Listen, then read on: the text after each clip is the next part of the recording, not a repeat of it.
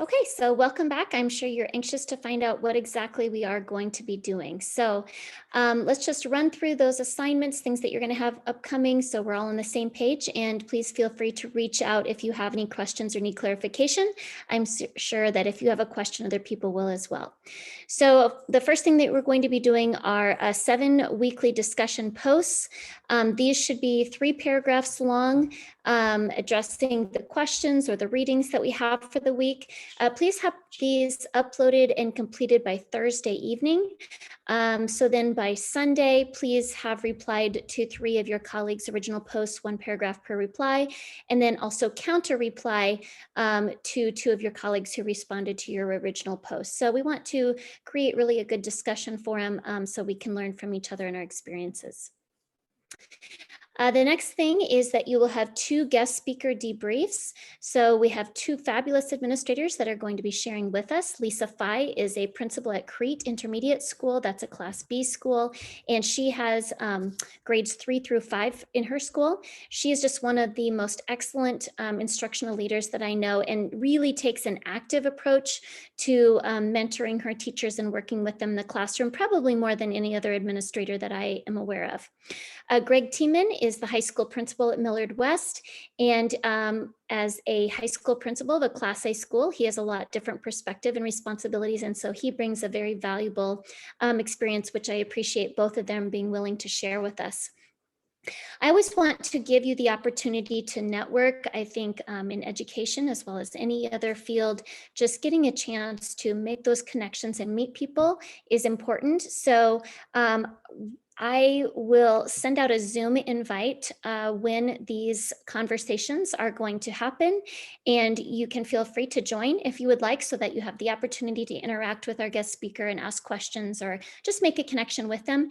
If not, that's totally fine. I will record those meetings and I will upload those to modules once they have happened. So you will just turn in a written summary of kind of what your takeaways were and what you found interesting from them. Your large assignment for the course is a portfolio. So the first important thing is to determine your audience. I guess if I were doing this, I would have in mind maybe a position, an administrative position that I might be interviewing for. And using this just as an opportunity, not that I would show this portfolio, but it's an opportunity to kind of gather my thoughts and insights so that as I share my thoughts on vision and culture and instruction and professional learning, learning environment and technology, and then my personal leadership characteristics. So make sure that you identify the audience that you will be using in your portfolio. In the end, you will be presenting this to me as your final project.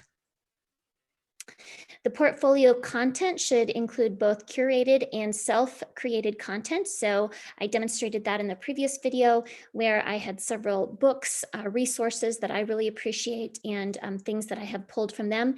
But I also made my own golden circle from what I had learned from Simon Sinek and identified my why and what and how. And so that would be an example of a self-curated content. There are lots of other examples of both of those, and they should both appear in your portfolio. You are going to be put into accountability groups. Those will be 3 or 4 people. I do not have those yet, as I have a number of students who have not filled in their profile yet. So if you could get that done early in the week, that would be great.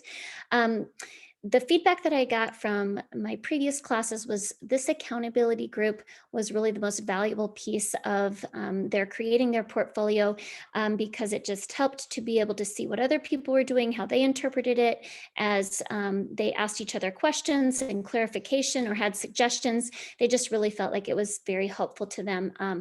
Confidence-wise and just insightful to have people to bounce those ideas off of. So I like to typically, if we have enough in each area, I like to group elementary teachers and middle school teachers and high school teachers, just because as we know, each of those age groups is a different beast and looks different. And so that you will appreciate those accountability groups.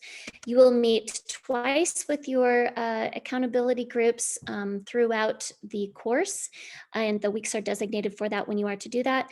I would say, set aside maybe 2 hours. I think that's going to be plenty of time, but that's going to give you time to not feel rushed and have everyone be able to participate.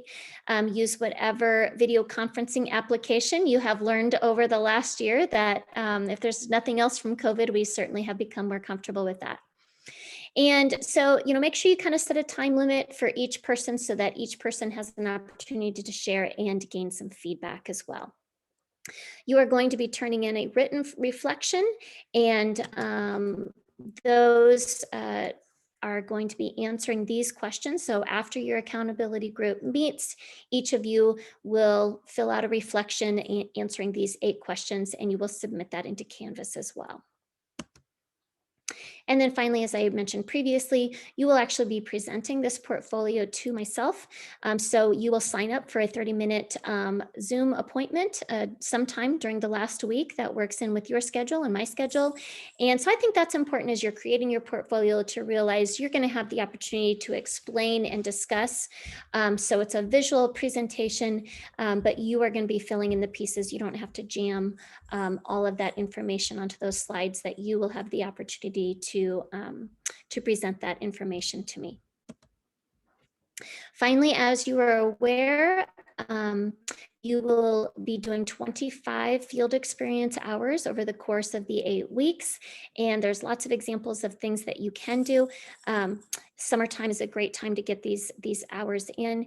And I guess the only really thing is that it can't be something that is already a conference or meetings or a project that's already something in your job description. So this needs to be something like you volunteering for a committee or observing your administrators as they work through their summer things or summer school or whatever they're doing.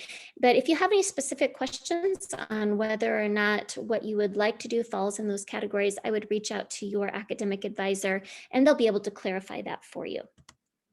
You also have a new field experience log that is posted in modules for you to fill in. This is new since I taught this course last year, so I am not sure if this is brand new to you, but I know it is different from what my students used last year. So maybe just check that in Canvas, and you will turn that in then during your final course when you complete your degree. So I'm just really looking forward to beginning this journey with you. Please, again, feel free to text me, email me, reach out in whatever way. I look forward to getting to know you through your writings. And I also look forward to meeting you either over Zoom or whenever we have an opportunity to do so. So let's begin.